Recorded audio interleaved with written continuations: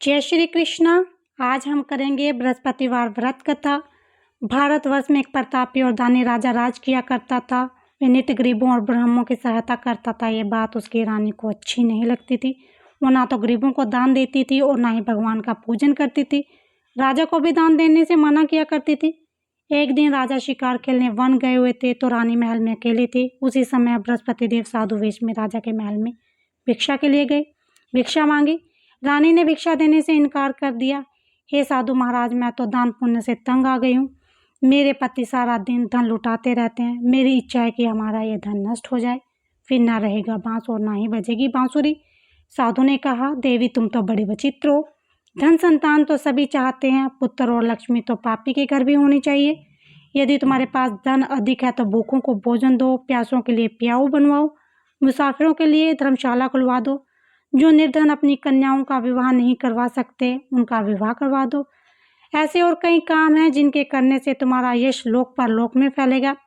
रानी पर उपदेश का कोई प्रभाव न पड़ा। वो बोली, महाराज आप मुझे कुछ न समझाएं। मैं ऐसा धन नहीं चाहती जो हर जगह बांटती फिरूं। साधु ने उत्तर दिया, तुम्हारी ऐसी इच्छा है तो तथास्तु। तुम ऐसा करना, बृहस्पतिवार को घर लिपकर पीली मिट्टी से अपना सिर धोकर स्नान करना, भट्टी चढ़ाकर कपड़े धोना। ऐसा करने से आपका सारा धन नष्ट हो जाएगा। इतना कहकर वह साधु महाराज वहां से लोप हो गए। साधु के अनुसार कई बातों को पूरा करते हुए रानी को केवल 3 बृहस्पतिवार ही बीते थे कि उसका सारा धन समाप्त हो गया। भोजन के लिए भी राजा का परिवार तरसने लगा। तब एक दिन राजा ने रानी को बोला कि हे रानी, तुम यहीं रहो, मैं दूसरे देश को जाता हूँ, क्योंकि यहाँ पर सभी लोग मुझे जानते हैं, इसीलिए मैं कोई छोटा कार्य नहीं कर सकता। ऐसा कहकर राजा परदेश चला गया। वहां पर जंगल से लकड़ी काट कर लाता, शहर में बेचता। इस तरह वह अपना जीवन व्यतीत करने लगा। इधर राजा परदेश जाते ही रानी और दासी दुखी रहने लगी। एक बार जब रानी और दासी को 7 दिन तक बिना भोजन के रहना पड़ा तो रानी अपनी दासी से कहा, हे दासी, पास के नगर में ही मेरी बहन रहती है, वह बड़ी धनवान है, तो उसके पास जा और कुछ लिया ताकि थोड़ा बहुत गुजर बसर हो जाए। दासी रानी की बहन के पास गई। उस दिन गुरुवार था और रानी की बहन उस समय बृहस्पतिवार व्रत कथा सुन रही थी। दासी ने रानी की बहन को अपनी रानी का संदेश दिया, लेकिन रानी की बड़ी बहन ने कोई उत्तर नहीं दिया। जब दासी को रानी की बहन से कोई उत्तर नहीं मिला तो वो बहुत दुखी हुई, उसे क्रोध भी आया। दासी ने वापस आकर रानी को सारी बात बता दी। सुनकर रानी ने अपने भाग्य को कोसा। उधर रानी की बहन ने सोचा कि मेरी बहन की दासी आई थी, परंतु मैं उससे नहीं बोली, इससे वो बहुत दुखी हुई होगी। कथा सुनकर और पूजन समाप्त करके वो अपनी बहन के पास आई और कहने लगी, हे बहन, मैं बृहस्पतिवार की व्रत कथा कर रही थी। तुम्हारी दासी मेरे घर आई थी, परंतु जब तक कथा होती है तब तक ना तो उठते हैं और ना ही बोलते हैं, इसीलिए मैं नहीं बोली। कहो दासी क्यों गई थी? रानी बोली, बहन तुमसे क्या छिपाऊं, हमारे घर में खाने तक को अनाज नहीं है। ऐसा कहते रानी की आंखें भर आई। उसने दासी समेत पिछले 7 दिनों से भूखे रहने की बात अपनी बहन को विस्तार से कह सुनाई। रानी की बहन बोली, देखो बहन, भगवान बृहस्पति देव सबकी मनोकामनाओं को पूर्ण करते हैं। शायद तुम्हारे घर में भी अनाज रखा होगा। पहले तो रानी को विश्वास नहीं हुआ, पर बहन के आग्रह करने पर उसने अपनी दासी को अंदर भेजा। उसे सचमुच में अनाज से भरा एक घड़ा मिल गया। यह देखकर दासी को बड़ी हैरानी हुई। दासी रानी से कहने लगी, हे रानी, जब हमको भोजन नहीं मिलता तो हम व्रत ही तो करते हैं, इसलिए क्यों ना इनसे व्रत कथा विधि पूछ ली जाए ताकि हम भी व्रत कर सकें।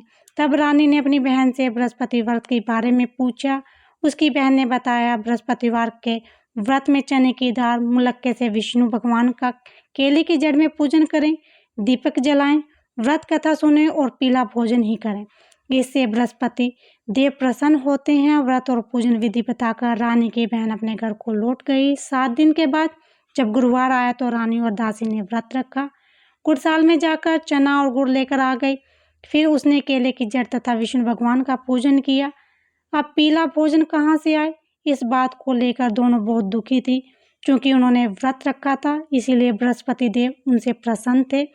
वे एक साधारण व्यक्ति का रूप धारण करके 2 थालों में सुंदर पीला भोजन दासी के दे गए। भोजन पाकर दासी प्रसन्न हुई।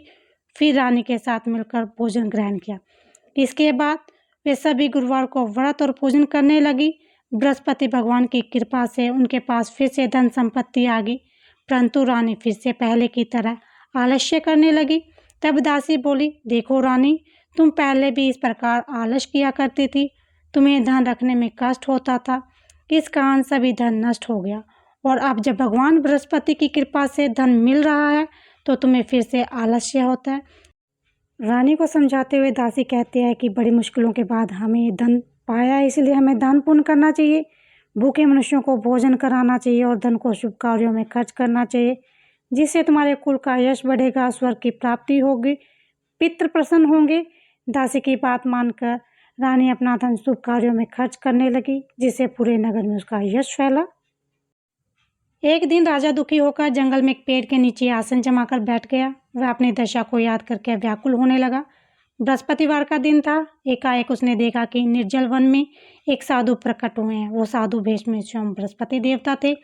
लकड़हारे के सामने आकर बोले, हे लकड़हारे, इस सुनसान जंगल में तू चिंता मगन क्यों बैठा? लकड़हारे ने दोनों हाथ जोड़कर प्रणाम किया और उत्तर दिया, महात्मा जी, आप सब कुछ जानते हैं, मैं क्या कहूँ? ये कहकर रोने लगा। साधु को अपनी आत्मकथा सुनाई।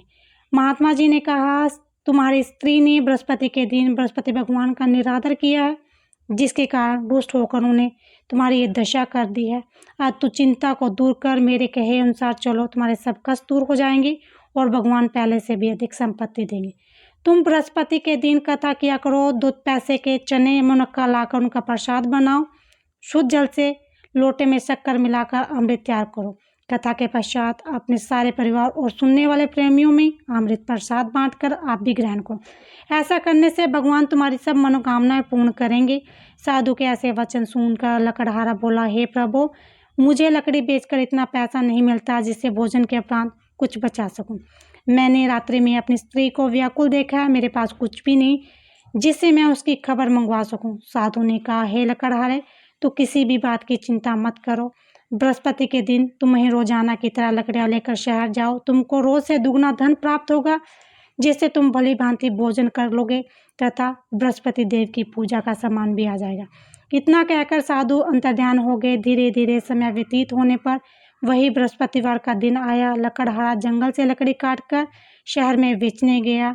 उस दिन और दिनों से अधिक पैसे मिले। राजा ने चना गुड़ आदि लेकर गुरुवार का व्रत किया। उस दिन से उसके सभी क्लेश दूर हुए, परंतु जब दोबारा गुरुवार का दिन आया तो वो बृहस्पतिवार का व्रत करना भूल गया। इस कारण बृहस्पति भगवान नाराज हो गए। उस दिन उस नगर में राजा ने विशाल यज्ञ का आयोजन किया।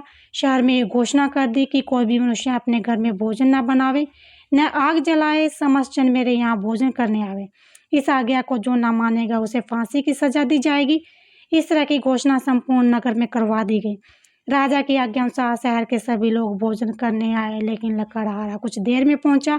इसीलिए राजा अपने साथ घर लिवा ले गए और ले जाकर भोजन करवा रहे थे तो रानी की दृष्टि उस खूंटी पर पड़ी जिस पर उसका हार लटका हुआ था। वहां पर वह दिखाई नहीं दिया। रानी ने निश्चय किया कि मेरा हार इस मनुष्य ने चुरा लिया। उसी समय सिपाहियों को बुलाकर उसको कारागार में डलवा दिया। जब लकड़हारा कारागार में पड़ गया और बहुत दुखी होकर विचार करने लगा, न जाने कौन से पूर्व जन्म के कर्म से मुझे यह दुख प्राप्त हुआ है, और उसी साधु को याद करने लगा जो उसे जंगल में मिला था। उसी समय तत्काल बृहस्पति देव साधु के रूप में प्रकट हुए और उसकी दशा को देखकर कहने लगे, अरे मूर्ख, तूने बृहस्पति देव की कथा नहीं करी, इस कारण तुझे ये दुख प्राप्त हुआ। अब चिंता मत कर, बृहस्पति दिन के कारागार के दरवाजे पर 4 पैसे पड़े मिलेंगे, उनसे तू बृहस्पति देव की पूजा करना, तेरे सभी कष्ट दूर हो जाएंगे। बृहस्पति के दिन उसे 4 पैसे मिले। लकड़हारे ने कथा कही। उसी रात्रि को बृहस्पति ने उस नगर के राजा को स्वप्न में कहा, हे राजा, तूने जिस आदमी को कारागार में बंद कर दिया है वह निर्दोष है, वह राजा है, उसे छोड़ देना। रानी का हार उसे खूंटी पर लटका हुआ है, अगर तू ऐसा नहीं करेगा तो मैं तेरा राज्य नष्ट कर दूंगा। इस तरह रात्रि में स्वप्न को देखकर राजा प्रातःकाल उठा और खूंटी पर हार देकर लकड़हारे को बुलाकर क्षमा मांगी। लकड़हारे को योग सुंदर वस्त्र आभूषण देकर विदा किया। बृहस्पति देव की आज्ञा अनुसार लकड़हारा अपने नगर को चल दिया। राजा जब अपने नगर के निकट पहुंचा तो उससे बड़ा आश्चर्य हुआ। नगर में पहले से भी अधिक बाग, बगीचे, कुएं, तालाब और धर्मशालाएं, मंदिर आदि बन गए थे। राजा ने पूछा, किसका बाग है, धर्मशाला? तब नगर के सब लोग कहने लगे, ये सब रानी और बांदी के हैं। तो राजा को आश्चर्य हुआ और गुस्सा भी आया। जब रानी ने यह खबर सुनी राजा आ रहे हैं तो उन्होंने बांदी से कहा कि हे दासी, देख राजा तुमको कितनी बुरे हाल में छोड़ गए थे, तुम्हारी ऐसी हाल देखकर वह लौट न जाए, इसलिए तू दरवाजे पर खड़ी हो जा। आज्ञा अनुसार दरवाजे पर खड़ी हो गई। राजा आए तो उन्हें अपने साथ लिवा आई। तब राजा ने क्रोध करके अपनी रानी से पूछा कि यह धन तुम्हें कैसे प्राप्त हुआ है। तब उन्होंने कहा कि हमें यह सब धन बृहस्पति देव के व्रत के प्रभाव से प्राप्त हुआ है। राजा ने निश्चय किया 7 रोज बाद तो सभी बृहस्पति का पूजन करते हैं, परंतु मैं बृहस्पति के दिन 3 बार कहानी कर रोज व्रत किया करूंगा। तब हर रोज राजा के दुपट्टे में चने की दाल बंधी रहती, दिन में 3 बार कहानी कहता। एक रोज राजा ने विचार किया कि चलो अपनी बहन के यहाँ हो आवे। इस तरह निश्चय कर राजा घोड़े पर सवार होकर अपनी बहन के यहाँ चलने लगा। मार्ग में उसने देखा कुछ आदमी एक मुर्दे को लिए जा रहे हैं। उन्हें रोककर राजा कहने लगा, अरे भाई, मेरी बृहस्पति देव की कथा सुन लो। वे बोले, लो, हमारा तो आदमी मर गया है और उसको अपनी कथा की पड़ी है। परंतु कुछ आदमी बोले, अच्छा कहो, तुम्हारी कथा भी सुन लेंगे। राजा ने दाल निकाली और यह कथा आधी हुई थी कि मुर्दा हिलने लगा और यह कथा समाप्त हुई तो राम राम कह के मनुष्य उठकर खड़ा हो गया। आगे मार्ग में उसे एक किसान खेत में हल चलाता मिला। राजा ने उसे देखा और उसे बोले, अरे भैया, तुम मेरी बृहस्पति देव की कथा सुन लो। किसान बोला, अब तक मैं तेरी कथा सुनूंगा, तब तक 4 हरिया जोत लूंगा। जा अपनी कथा किसी और को सुना। इस तरह राजा आगे चलने लगा। राजा के हटते ही बैल पछाड़ खाकर गिर गए और किसान के पेट में बड़ी जोर से दर्द होने लगा। उसी समय उसकी माँ रोटी लेकर आई। उसने जब देखा तो अपने पुत्र से सब हाल पूछा और बेटे ने सभी हाल कह दिया। बुढ़िया दौड़ी गई, घुड़सवार के पास आई। उसने बोली, मैं तेरी कथा सुन लूंगी तो अपनी कथा मेरे खेत में चलकर कहना। राजा ने बुढ़िया के खेत में जाकर कथा कही। उसने सुनते ही वह बैल खड़ा हो गया तथा किसान के पेट का दर्द भी बंद हो गया। राजा अपनी बहन के घर पहुंचा। बहन ने भाई की खूब मेहमान की। दूसरी रोज आता राजा जगा तो वह देखने लगे कि सब लोग भोजन कर रहे हैं। राजा ने अपनी बहन से कहा, ऐसा कोई मनुष्य है जिसने भोजन नहीं किया तो मेरी बृहस्पति देव की कथा सुन ले। बहन बोली, है भैया, यह देश ऐसा है, पहले यहाँ लोग भोजन करते हैं और बाद में काम अगर कोई पड़ोस में हो तो दिखाऊं। वह ऐसा कहकर चलने लगी। उसे कोई ऐसा व्यक्ति नहीं मिला जिसने भोजन न किया हो। अंत में कुम्हार के घर गई, जिसका लड़का बीमार था। उसे मालूम हुआ कि उसने यहाँ 3 रोज से भोजन नहीं किया। रानी ने भाई की कथा सुनने के लिए कुम्हार से कहा, तैयार हो गया। राजा ने जाकर बृहस्पति देव की कथा सुनाई। सुनकर लड़का ठीक हो गया। अब तो राजा को प्रसन्न होने लगी। एक रोज राजा ने अपनी बहन से कहा कि हे बहन, हम अपने घर को जाएंगे, तुम भी तैयार हो जाओ। राजा की बहन अपनी सास से कहा। सास ने कहा कि हाँ चली जा, परंतु अपने लड़कों को मत ले जाना, क्योंकि तेरे कोई भाई के औलाद नहीं है। बहन ने अपने भाई से कहा, हे भैया, मैं तो चलूंगी, लेकिन बालक नहीं जाएगा। राजा बोला, जब बालक ही नहीं जाएगा तब तू क्या करेगी। बड़े दुखी मन से राजा अपने नगर को लौट आया। राजा ने अपनी रानी से कहा, हम निर्वंशी हैं, हमारा मुंह देखने का धर्म नहीं है और कुछ भोजन आदि नहीं किया। रानी बोली, हे प्रभु, बृहस्पति देव ने हमें सब कुछ दिया है, हमें औलाद भी अवश्य देंगे। उसी रात बृहस्पति देव ने राजा को स्वप्न में कहा, हे राजा, उठ, सभी सोच को त्याग, तेरी रानी गर्भ से है। राजा की ये बात सुनकर बड़ी खुशी हुई। 9वें महीने में उसके घर में एक सुंदर पुत्र पैदा हुआ। तब राजा बोले, हे रानी, स्त्री बिना भोजन के रह सकती है पर बिना कहे नहीं रह सकती। जब मेरी बहन आवे उसे कुछ मत कहना। रानी ने सुनकर हाँ कर दी। जब रानी की बहन आई तो शुभ समाचार सुना। वो बहुत खुश हुई, बधाई लेकर अपने भाई के यहाँ पहुंची। तभी रानी ने कहा, घोड़ा चढ़कर तो नहीं आई, गधा चढ़ी आई है। रानी की बहन बोली, भाभी, इस प्रकार कहती तुम्हें औलाद कैसे मिलती। बृहस्पति देव ऐसे ही हैं, जिसकी मनोकामनाएं होती हैं उसको पूर्ण करते हैं। सौभाग्य भावना पूर्वक बृहस्पति देव का व्रत करता है, कथा पढ़ता है, सुनता है, दूसरों को सुनाता है, बृहस्पति देव उसकी सभी मनोकामनाएं पूर्ण करते हैं। बोलो बृहस्पति देव महाराज की जय।